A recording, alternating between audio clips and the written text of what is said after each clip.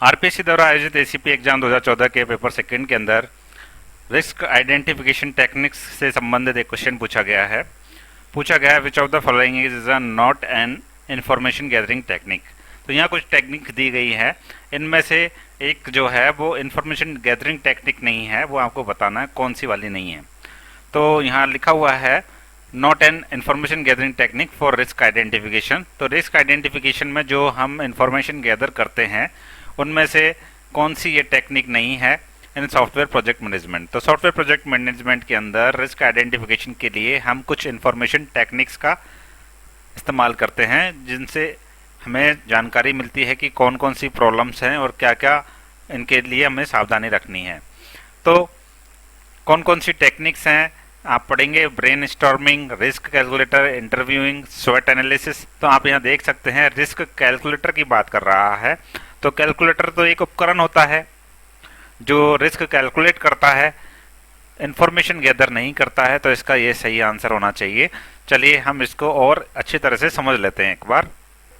तो risk identification का मतलब क्या है? रिस्क आइडेंटिफिकेशन का मतलब ये है कि जो भी प्रॉब्लम्स आगे आने वाली है उनकी हम पहचान कर लें, और पहचान करने के लिए हम कुछ टेक्निक्स का इस्तेमाल करते हैं जिससे हमें पता चल सकता है कि कौन कौन सी प्रॉब्लम्स हैं जो आगे आ सकती हैं। और उद्देश्य यही होता है इसका कि हम समय रहते उनका इलाज कर लें जिससे हमें ज़्यादा प्रॉब्लम आगे नहीं आए। तो कौन कौन सी टेक्निक्स हैं?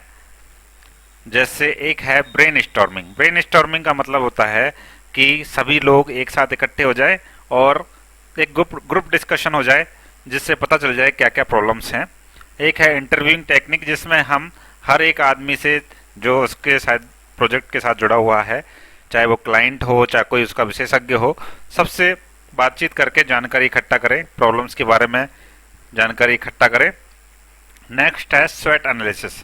इसमें हम प्रोजेक्ट की क्या ताकतें हैं, क्या कमजोरी है, क्या प्रॉस है, क्या कॉन्स है और आगे कौन कौन से खतरे आ सकते हैं उनका हम एनालिसिस करते हैं। एक होती है डेल्पी टेक्निक। डेल्पी टेक्निक में क्या करते हैं कि जो भी स्पेशलिस्ट हैं पहले उनसे हम बातचीत करके एक फाइनल डिसीजन पर पहुंचते हैं। एक होता है चेकलिस्ट एनालिसिस। चेकलिस्ट एनालिसिस के अंदर जो भी हम अब तक प्रोजेक्ट बना चुके हैं उनके हिसाब से जो भी अब तक हमको एक्सपीरियंस हुआ है उसके हिसाब से एक चेकलिस्ट तैयार करते हैं और चेक करते हैं क्या ये चेकलिस्ट में सारी चीज़ें फुलफिल हो रही हैं नहीं हो रही हैं। इसके अलावा आता है रूट कॉज एनालिसिस जिसमें हम समस्या की जड़ तक पहुंचने का प्रयास करते हैं। एक होता है अजम्पशन एनालिसिस जिसमें हमने जो भी प्रोजेक्ट के बारे में धारणा बनाए रखी हैं उनका हम एक बार वापस से समीक्षा कर लेते हैं, रिव्यू कर लेते हैं उनको। और एक है डॉक्यूमेंटेशन रिव्यू जिसमें जो भी हमने अब तक डॉक्यूमेंट तैयार करे हैं उनकी फिर से एक बार रिव्यू हम कर लेते हैं। तो ये टेक्निक्स हैं रिस्क को पहचानने की, हमें आगे कौन कौन से रिस्क आ सकते हैं। तो ये सब चीज़ें हम करेंगे तो हमें पता चल जाएगा कि कौन कौन से रिस्क हैं जो प्रोजेक्ट में आगे हमको आ सकते हैं। तो जो ऑप्शंस हैं जैसे ब्रेन स्टॉर्मिंग हम समझ चुके हैं, तो ये तो हमारा इंफॉर्मेशन गैदरिंग टेक्निक है। इंटरव्यूइंग भी हमारा इंफॉर्मेशन गैदरिंग टेक्निक है और स्वॉट एनालिसिस भी हमारे इंफॉर्मेशन गैदरिंग टेक्निक है। तो इंफॉर्मेशन गैदरिंग जो टेक्निक नहीं है वो है रिस्क कैलकुलेटर, क्योंकि रिस्क कैलकुलेटर क्या है? एक उपकरण है, एक टूल है जिससे हम रिस्क का मूल्यांकन करते हैं, उसकी गंभीरता को चेक करते हैं।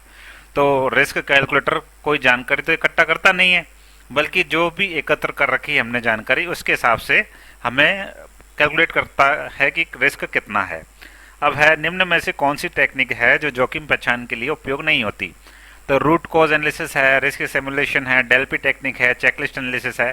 तो रूट कॉज और डेल्पी और चेकलिस्ट ये तो सब जोखिम पहचान करने के लिए यानी कि रिस्क को आइडेंटिफाई करने के लिए जरूरी टेक्निक है, अभी हमने पढ़ा।